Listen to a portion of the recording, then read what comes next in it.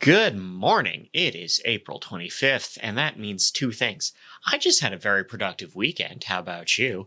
And it is time for the lighting industry news brief brought to you by Keystone Technologies. This week in particular, we are talking about the Advanta EMRG, the Advanta Emerge, a recessed downlight with built-in pre-wired emergency battery backups. Fully integrated with a test button, quick connect plugs for easy installation, selectable wattage, selectable color tan. That is code compliance with no guesswork. Downlights made easy. Keystone Tech.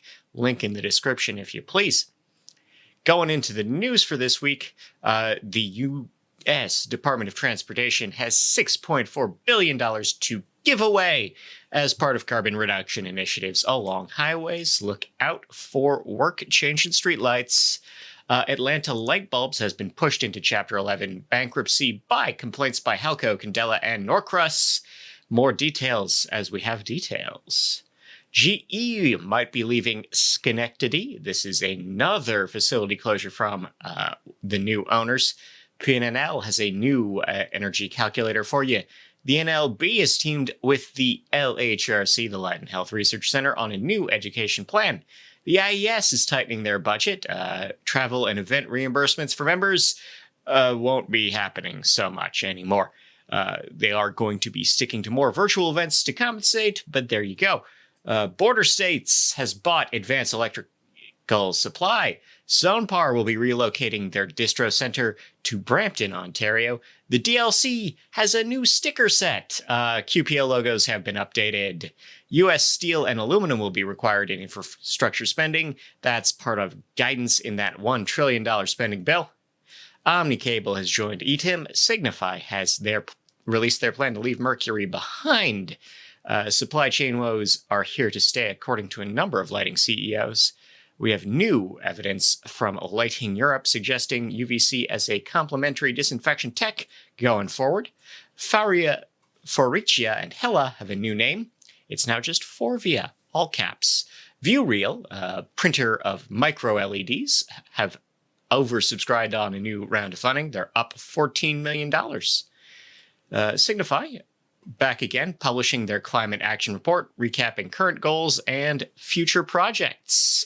The EMC is celebrating their 13 billionth kilowatt saved as part of their 12th anniversary. Panasonic is a great place to work, according to their moms, and their third-party certifier that is just called the Great Place to Work group.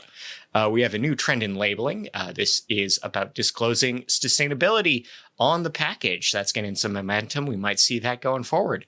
Schonbeck is celebrating a new 6,000-foot showroom with a grand opening this week. Solviasis has secured an injunction on Samsung's UV LEDs. The city of Austin has been cleared in wrongful death case related to poor street lighting, or I guess not so poor street lighting. Hubble and M3 have settled an out-of-court case over $50 million in IP rights. Lasgar is suing Focal Point as part of a long-standing series of grievances. In events, the Silhouette Awards are looking for mentors for a new program. And on May 10th and 11th, we have the ELS trade show in New York City. Reminder that NailedCon is going on September 13th through 16th at the Dallas Market Center.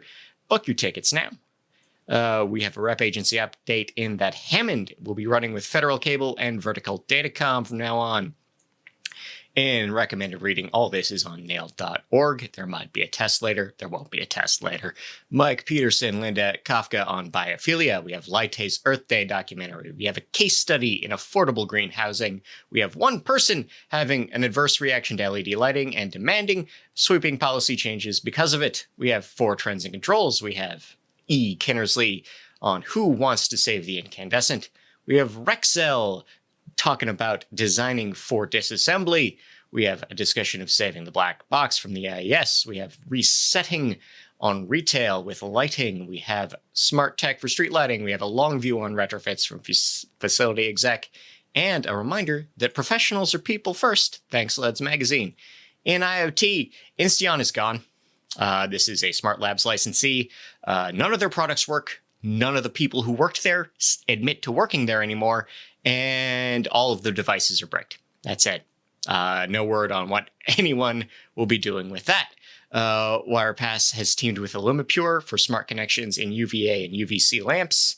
We have a new building standard to recognize smart buildings. We have a survey of the industry showing that people are curious about PoE projects, even if the traction isn't quite there yet. In market projections, it might be time to buy a cutie stock. We have dark sky tourism spending on the rise. We have dimmer switches expanding by 13% over the next few years, and 5% growth in marine lighting by 2030.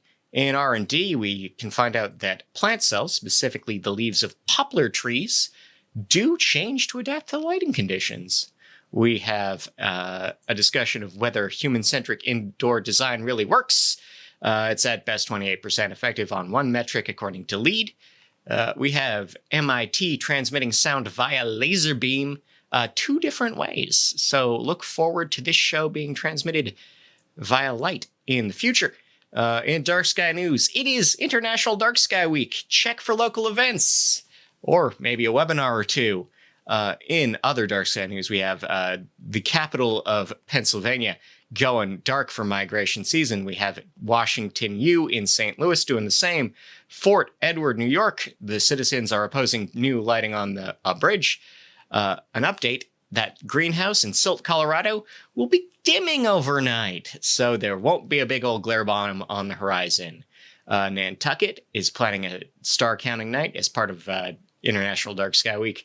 I-90 in Conot, Ohio is so bright you can't camp near a campground on it. That's just how it goes. Greenhouse gases also amplify light pollution. Fairfax County is planning a lights out hour to show off what light pollution really means. And Allen is bad for sea creatures. This is a new study. In horticultural news, Scotland is opening the first ever vertical farm in Dundee. The state of Virginia is funding an indoor farm in Arlington. This is to the tune of $40,000. Spotlight 360 is partnered with E3 Service Group, and poor lighting metrics are harming yields, so watch your testing, watch your labeling, and get better crops. In People News, Vivi Reut has joined the board of directors at the ESA. Leviton Canada has picked Jason Fisher as a sales manager. Don Smith of Hayward has announced his retirement, and Sunk Paul is now a senior VP at Acuity. In local news, Brownsville, Texas, new street lamps, they won't turn on. Salem, Illinois High School is planning $10 million in upgrades. Tel Aviv, Israel has debuted a brand new solar-powered illuminated shade pole. We have BC spending federal fundings on 57 infrastructure projects, and Highland, California approving connected lighting. And to close up, we have a new zone, the debunking zone, reminding you that SpaceX satellites aren't aliens. Pope Gregory XVI did not try to ban streetlights, and red light therapy is useful for a number of conditions, but there's no reason why you should point it at your genitals. Glowing spider fossils have been discovered in southern France. Glowing jellyfish have returned to Florida, and there are kayak tours to match. And in things you can make, an LED cube. I've been Scott Wachter. Thank you to Nailed. Thank you to our sponsors. Thank you for listening. Enjoy the music. Enjoy your week. See you around.